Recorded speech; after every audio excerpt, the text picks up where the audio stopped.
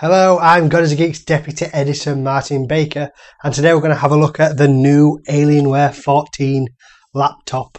Like I said, it's new Alienware 14 gaming laptop, which means that they've moved away from the naming convention that they had last time. They had the MX11, blah, blah, blah, all the naming convention. Now they've gone like the Apple way of doing things, where it's just the new Alienware 14 refers to the size. So this is a 14-inch laptop. This is the version that we're here to review. In terms of the laptop itself, it's, like I said, 14 inches. It's brushed metal on the top now, instead of last year's model had like a matte rubbery finish on the top of it. This is nice brushed metal, again with the Alienware logo on it, as you'd expect. One of the things that I will mention is there's grills on it for obviously the heat to escape. So there's one on the back and along the bottom. This one on the back is where the graphics card is in this part of the laptop. Obviously, you don't want the graphics card to overheat, so it is very important, especially with something that's as high-powered graphics card as this. You don't want it to overheat, so keep the vents at the back free from anything. Don't put anything in front of them, and preferably don't put anything. Don't put the laptop flat on anything, because it does have rubber feet on it, but it doesn't raise it too far away from the desk or wherever you've got it, so it can overheat quite quickly, especially if you're playing games, if you haven't got the vents absolutely free of everything. So that's one thing to keep in mind. In terms of the ports, on the right hand side, we've got the slot loading DVD at the bottom. It's kind of unobtrusive, you can't really see it, but it's slot loading DVD there. You've got a 7-in-1, there we go, that flew out everywhere, 7-in-1 card slot there, so that's SD, MMCs, all the different cards from all the different manufacturers, so they'll go in there and it'll be read no problem.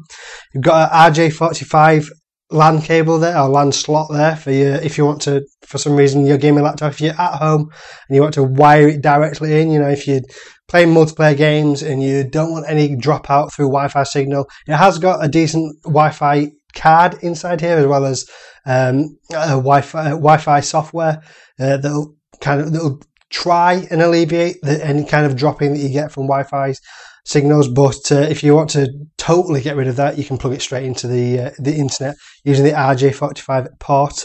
The one USB on that side, there are two more on the other side, but the one on this side has power share feature built into it. So that's USB 3.0 with power share. So, that can power things that use that power share feature. If it's something, you can get external monitors and things like that use that feature, that take the power from the laptop over the USB. There are two more USB 3.0s on that side, which don't have the power share. They're just normal USB 3.0s, but they are 3.0s. They're high speed. So transfer rates are going to be quite good with that. On this side, you also have a Kensington lock on the far end, and mini display port and HDMI. HDMI is something that's important for gaming laptops, because obviously you're going to want to game on them. You're not always going to want to game on a 14-inch screen. So if you want to play on your big screen in your living room, HDMI out, plug it in, the display just pops up without any problems on your big screen TV. That also means that you don't always want to take gaming rigs from your normal gaming position into maybe a bedroom or living room. Maybe you're traveling and you want to take it with you. The gaming laptop is perfect for that stuff. So it's just stick a HDMI cable in and your gaming's wherever you need to be. So that's what HDMI is for. As I mentioned, it's got the two USB ports.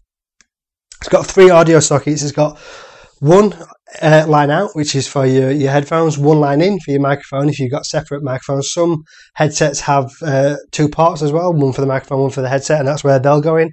Some of them only have one if they've got a headset and an inline microphone.